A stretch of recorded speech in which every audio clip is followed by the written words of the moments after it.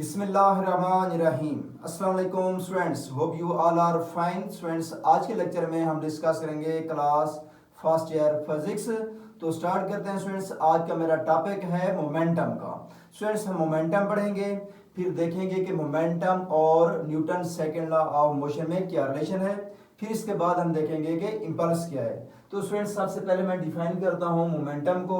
इससे पहले आप एक डायग्राम देखें स्टूडेंट्स कि ये आपके पास एक बॉडी है और जिस बॉडी की मास क्या है m, और ये मूव कर रहा है इस डायरेक्शन में वेलोसिटी v से।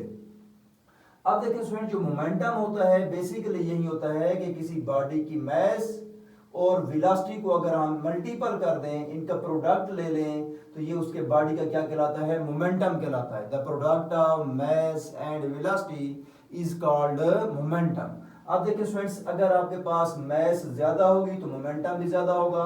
इसी तरह अगर आप मास को इंक्रीज नहीं करते, वेलोसिटी को इंक्रीज कर देते हैं, तब भी मोमेंटम क्या हो जाएगा? इंक्रीज हो जाएगा। तो सबसे पहले मैं डेफिनेशन लिखता हूं यहां पर, द प्रोडक्ट ऑफ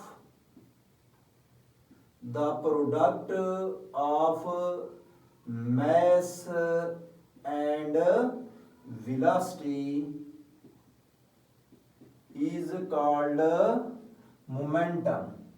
आप देखिए स्टूडेंट्स, जो मोमेंटम है इसका सिंबल P होता है। तो मैं क्या लिखूंगा? मैथमेटिकली यहां पे लिखूंगा, मैथमेटिकली ये आपके पास क्या हो जाता है? P is equal to mv। ये आपके पास क्या थी? डेफिनेशन थी। The product of mass and velocity is called momentum. ठीक है, इसको हम हेडिंग दे देते हैं यहां पर डेफिनेशन की। आप देखिए स्टूडेंट्स, ये आपके पास क्या है? The product of mass and velocity है।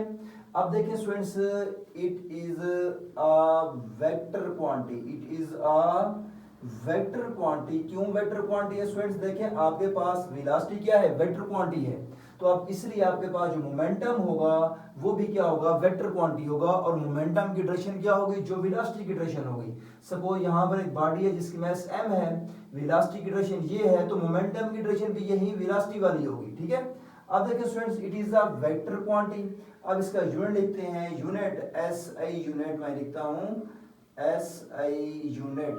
अब देखिए स्टूडेंट्स, इसका जो SI यूनिट है, मास का क्या होता है? किलोग्राम। वेलोसिटी का मीटर सेकंड इनवर्स लिख दें आप। या इसको स्टूडेंट्स अदर यूनिट आप ये भी लिख सकते हैं कि न्यूटन सेकंड। हम मोमेंटम का एक और यूनिट भी यूज करते हैं, कौन सा? न्यूटन सेकंड वाला। ठीक है। अच्छा, अब देखिए स्टूडेंट्स, ये था आपके पास मोमेंटम। अब देखते हैं कि मोमेंटम डिपेंड किस पे करता है। अब यहां पर मैं लिखता हूं डिपेंडेंस। मोमेंटम किस पे डिपेंड करता है?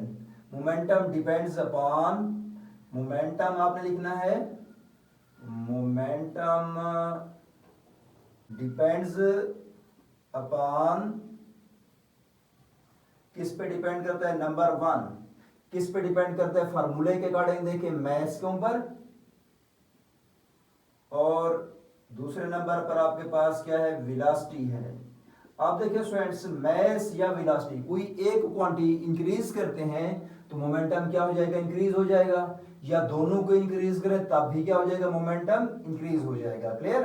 आप देखिए स्टूडेंट्स, इसकी मैं डायमेंशन अगर लिखूं तो इसकी डायमेंशन क्या होगी? मोमेंटम की डायमेंशन मैं लिखता हूं, क्योंकि आपके पास मास है, मास की डायमेंशन क्या होती है? Capital M।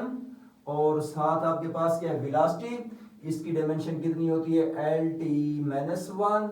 तो आप इसकी डायमेंशन लिखेंगे MLT की -1, और इन दोनों को एक ही स्क्वायर ब्रैकेट में क्रॉस कर देंगे। क्लियर हो गया?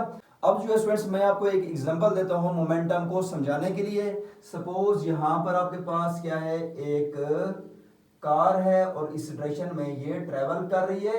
अब कार की मास जो है सपोज वो 50 kg है, और इसकी स्पीड जो है आपके पास, सपोज ये आपके पास 20 मीटर सेकंड इनवर्स है।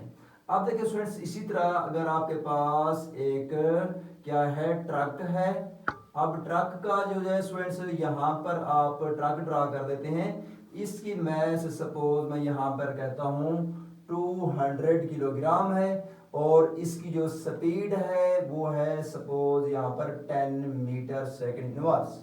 अब देखिए स्टूडेंट्स, आपने कभी भी ये नहीं कहना कि आपके पास अगर कोई बड़ा बॉडी है तो उसका मोमेंटम ज़्यादा होगा, ज़रूरी नहीं है, क्योंकि मोमेंटम सिर्फ मैस पे डिपेंड नहीं करता। अगर आपके पास एक कार है, एक ट्रक है, एग्जांपल दे रहा हूँ आपको, आप ये नहीं कह सकते कि बस ट्रक का ही मोमेंटम ज़्यादा होगा, वो डिपेंड करता है कि फिर उनकी वेलोसिटी कितनी है। ठीक है, आपने मोमेंटम जब भी करना होगा, फाइंड आउट करना होगा, आपने फार्मूला अप्लाई करना होगा। अब देखिए सपोज ये कार है, तो कार का मोमेंटम मैं चेक करता हूँ mv, तो देखें चेक करें, मैं इस जगह पर 50 लिखूंगा, तो साथ क्या है वेलोसिटी v, और वो कितनी है 20, 0 और 0 हो जाएगा, और फिर 20 को 5 के साथ मल्टीपल करेंगे तो आपके पास कितना आ जाएगा 100 आ जाएगा। ये आपके पास 1000 किलोग्राम मीटर सेकंड, इसका मोमेंटम आ गया। इसी तरह स्टूडेंट्स इसका अगर आप मोमेंटम लें तो ये आपके पास कितना होगा 200, ये है इसकी मैस है, और यहाँ पर इसका 10 क्या है, इसकी स्पीड है, तो ये कितना बन जाएगा 2000 मीटर सेकेंड इनवर्स। ये किसका मोमेंटम आ गया, ट्रक का। कार का चेक करें स्टूडेंट्स 1000, ट्रक का कितना है 2000 मीटर सेकंड इनवर्स। किसका मोमेंटम ज्यादा है, ट्रक का। जैसा कि मैंने बताया कि जरूरी नहीं है कि आप सिर्फ मैस के लिहाज से बताएं, जिसकी मैस ज्यादा हो उसके मोमेंटम ज्यादा हो। अगर स्टूडेंट देखें, मैं एक पॉइंट यहाँ पर ये करता हूँ कि आप देखिए ट्रक की मैं यही स्पीड रहने देता हूँ। अब मैं ये करता हूँ स्टूडेंट्स, यहाँ पर मैं कार की जो है स्पीड बढ़ा देता हूँ, मैं स्पीड इसकी कितनी कर देता हूँ 100 कर देता हूँ। ठीक है, अब मैं कहता हूँ देखिए ट्रक की मैस वही और स्पीड भी वही, और कार की भी मैस वही 50 kg सपोज। अब मैंने क्या किया, कार की स्पीड को बढ़ा दिया। अब चेक करें अब मोमेंटम किसका ज्यादा होगा। देखिए स्टूडेंट्स, अगर आपने जब इसको 100 करना है वेलोसिटी को, तो 100 यहाँ पर लिखेंगे, तो 100 मल्टीपल आपके पास ये करेंगे तो 5000 आ जाएगा आपके पास kilogram metre second inverse momentum. तो अब यहाँ पर देखिए स्टूडेंट्स, आपके पास ट्रक था, इसकी मैस वही 200 किलोग्राम है और इसकी स्पीड कितनी है 10 है, तो इसका मोमेंटम कितना आया हुआ है 2000, और इस कार का मोमेंटम आप चेक करें कितना है 5000। तो इस केस में आप चेक करें कार का मोमेंटम बढ़ गया है। तो स्टूडेंट्स ये आपको समझाने का मतलब ये है कि आप ये नहीं कह सकते कि किसी बॉडी की मैस ज्यादा है तो उसका मोमेंटम ज्यादा है, बल्कि आपने मैस के अलावा उसकी वेलोसिटी भी देखनी है। क्लियर हो गया। अब जो है स्टूडेंट्स मैं नेक्स्ट बताता हूं कि मोमेंटम और आपके पास जो Newton second law of motion है उसमें क्या रिलेशन है। अब देखें स्टूडेंट्स, मैं लिखता हूं relation between momentum and Newton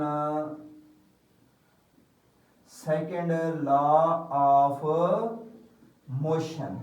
अब देखिए स्टूडेंट्स, मोमेंटम और Newton second law of motion में देखते हैं कि क्या रिलेशन है। अब देखिए सपोज मैं यहां पर कहता हूं students, consider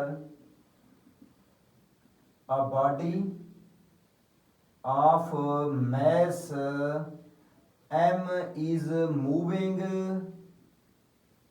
with velocity with initial velocity vi, okay, then a force f act upon it, फिर उसके बाद एक फोर्स एफ एक्ट करती है, देन फॉर टाइम कितने टाइम के लिए, for time T, then its velocity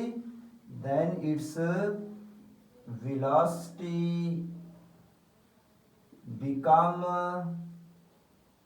V F, final velocity V F हो जाती है। देन एक्सेलरेशन इज प्रोड्यूस्ड, क्योंकि वेलोसिटी चेंज हुई है। देखिए स्टूडेंट्स, पहले इनिशियल वेलोसिटी थी वी आई, तो फोर्स जब एफ एक्ट करती है तो उसकी वेलोसिटी चेंज होकर वी एफ हो जाती है। जब वेलोसिटी चेंज होती है तो एक्सेलरेशन प्रोड्यूस हो जाता है। तो अब यहां पर लिखेंगे देन एक्सेलरेशन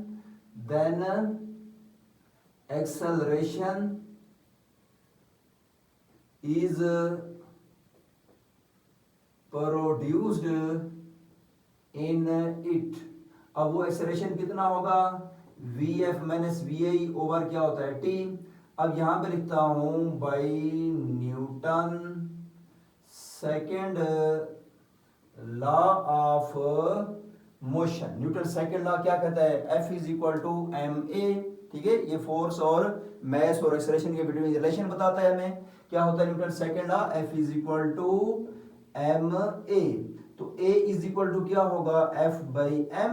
अब ये इक्वेशन 1, ये इक्वेशन क्या बन गई 2। अब इनको कंपेयर करें तो लिखेंगे बाई कंपेयरिंग इक्वेशन 1 एंड 2। तो स्टूडेंट्स 1 और 2 को अगर आप कंपेयर करें तो F over m is equal to V F minus V I over T बन जाएगा।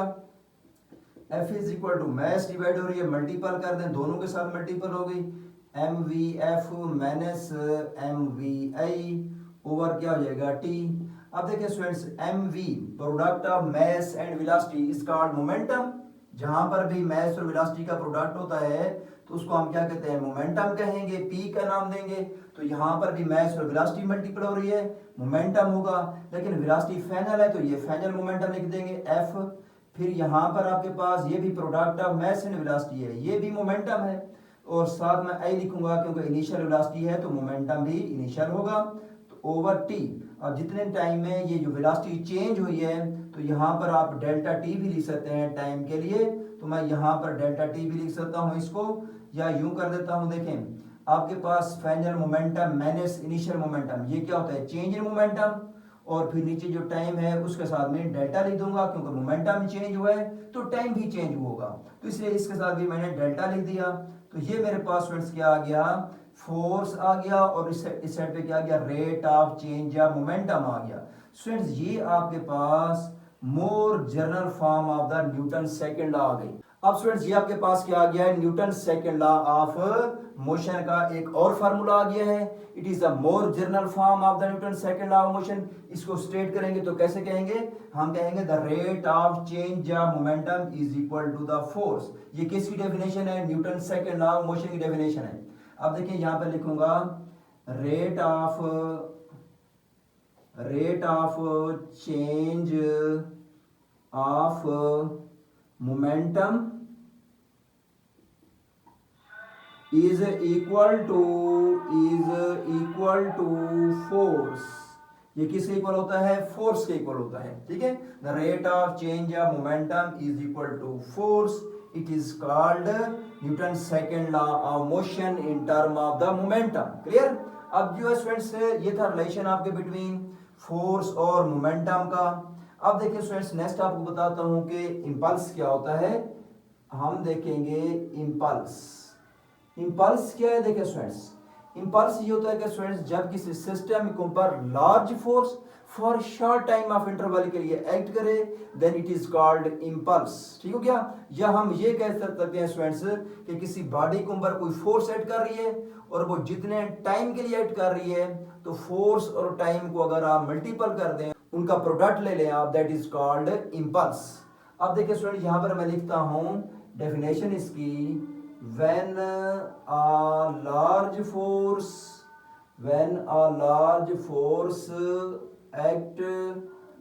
acts upon a body for short interval of time,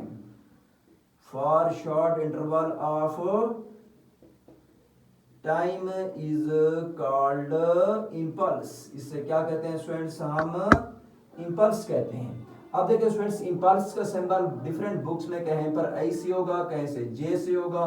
तो I is equal to force multiple time. ठीक हो गया, large force act upon a for short time. और इसकी students अब example क्या देंगे, when a bat hit a cricket ball. अब यहां पर एग्जांपल देंगे, एग्जांपल आप यहां पर लिख दें, एग्जांपल व्हेन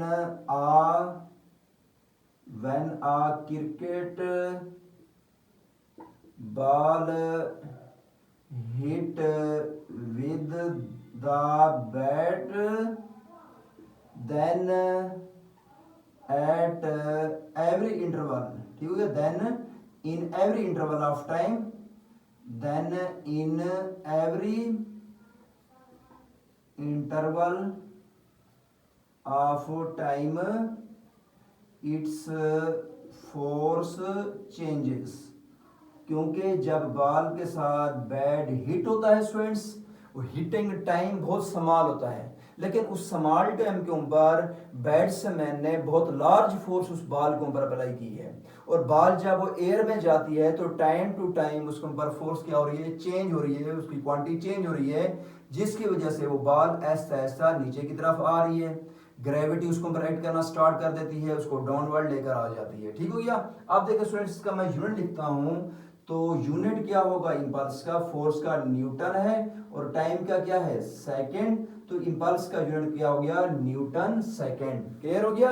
अब देखिए स्टूडेंट्स, जो आपके पास यहाँ पर फोर्स है एफ, ये है, इसकी अगर मैं ये वैल्यू पुट कर देता हूं, क्योंकि फोर्स किससे इक्वल है, डेल्टा पी और डेल्टा टी के, तो लिखता हूँ यहाँ पर as F is equal to delta P over delta T. अब यहां पर मैं जाकर पुट करता हूं तो मेरे पास इंपल्स क्या होगा, फोर्स की वैल्यू पुट कर देता हूं delta P over delta T, तो मल्टीपल टी है, इसके साथ भी मैं डेल्टा लिख देता हूं।